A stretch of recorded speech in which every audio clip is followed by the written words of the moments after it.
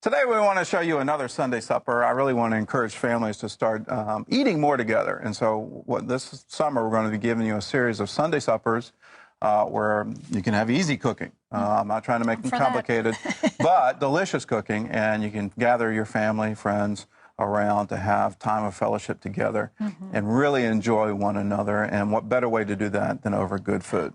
Today we're going to be cooking roast chicken with lemon and roasted garlic, roast potato wedges with rosemary, roasted broccoli with Parmesan cheese, and then a very special dessert, lemon curd mousse with fresh berries. Sounds complicated. Each one of these recipes is easy to do, and trust me, if I can do it, you can do it. So we're going to start with the chicken, and what I really encourage people, this is the only kitchen gadget I think you may not have in your kitchen. It's a microplane grater. I really love these things. And you can use these to get zest. If you use a box grater for zesting the lemon, you may need 2 lemons because you lose a lot when you use a box grater for grating. But I'll just illustrate how easy it is to get it off. Wow, look at that. You're hardly having to do anything. And you get this wonderful zest coming off of this. You don't want to take it down too far. And if you can see, I've just taken off just the top, just the yellow part. If you get into the white part, it'll get a little bitter. And what I'm going to do is just take what we've already prepped and you put that into a bowl. You put a couple tablespoons of olive oil. And here's the thyme. And we are ready to dress our bird. Oh, does that smell wonderful?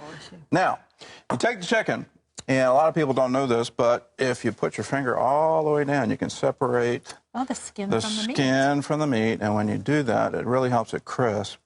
But what you're doing is you're creating a pocket in the roast chicken all the way around. And that's where you're going to put the zest in. You put all that in, so it gets... So it cooks right down into the bird. You flavor the meat as opposed to flavoring the skin. And then the skin gets nice and crispy. And then the skin gets crispy because you're using olive oil.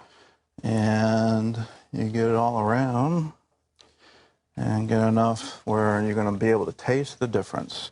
Anything left, just put in the center. And now I got really yucky hands. Anytime you are dealing with raw chicken, you need to be careful that you're not cross-contaminating. And thank you very much. I feel like I'm a doctor. Yeah, and I'm a scrub nurse. All right, the next part is you're going to take the lemon that you've already zested, and you're going to quarter it. And it's real simple. Don't worry about the seeds. You don't care about them.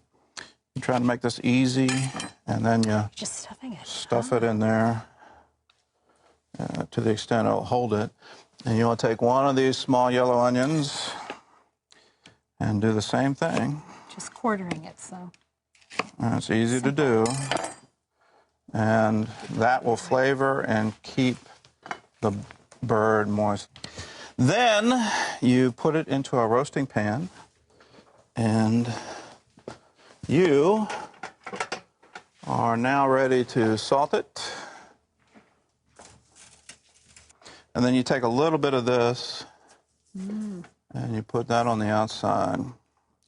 And that helps everything get all nice and friendly.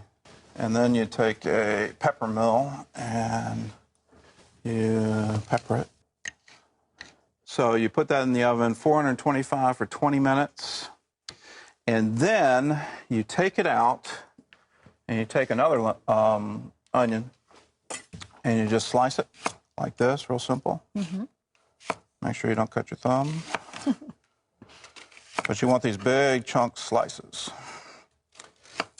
And then you take these and you just, once it's been cooked for, again, 20 minutes at 425, you throw these into the bottom of the pan. All you're trying to do is, this is going to end up in your gravy. So you're going to have some nice, that's great, roasted onions down in there. Make sure they're in there flat. When you're putting the onions in with the chicken after you've roasted it, take a little chicken stock and just pour it around the edges. Just to kind of... And you want to add a little liquid, and that'll keep the onions from getting scorched. And then put it back in the oven. Take the temperature down. No, take it down to 375. Okay. And It couldn't get any easier than that.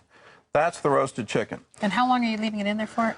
Probably another hour at 375. Okay. Total cooking time, hour and 20. It could be an hour and 15.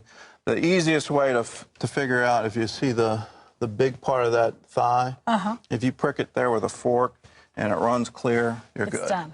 All right? Easy? Very easy. Now, the next part is roasted garlic. A lot of people don't understand roasted garlic, don't use it. And it's real simple to get, and you get a whole nother flavor complex when you roast garlic as opposed to fresh garlic. And a lot of the bite goes away. Little salt. You simply cut the top off of it, right? Right. A little olive oil drizzled.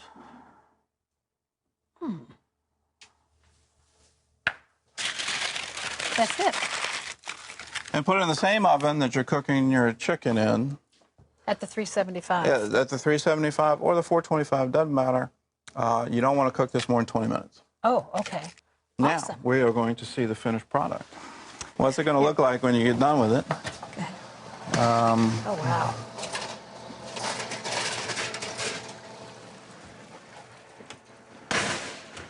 That is what it comes out looking.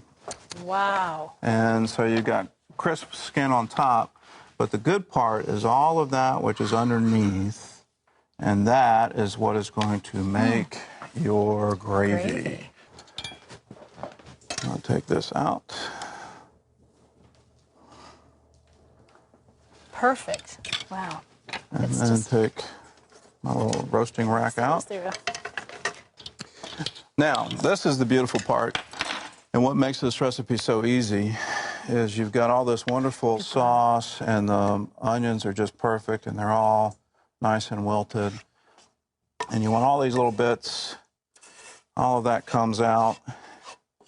If you don't have this much liquid, you can always add more chicken stock. Can I help you here with this? Are you good? Yeah, if you can scrape that in there.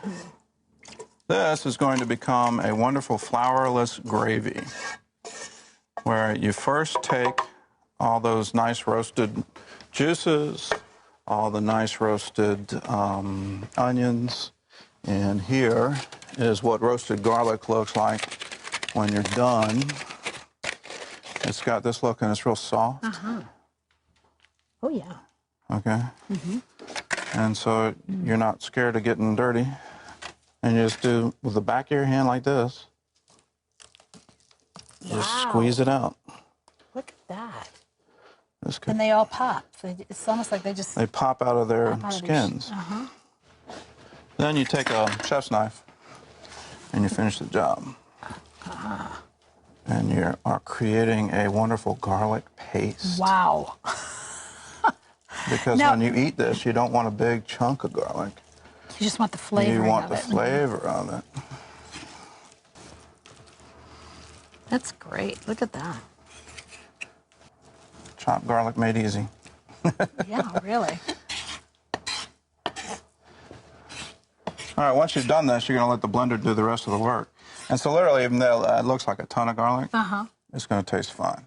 Really. And now,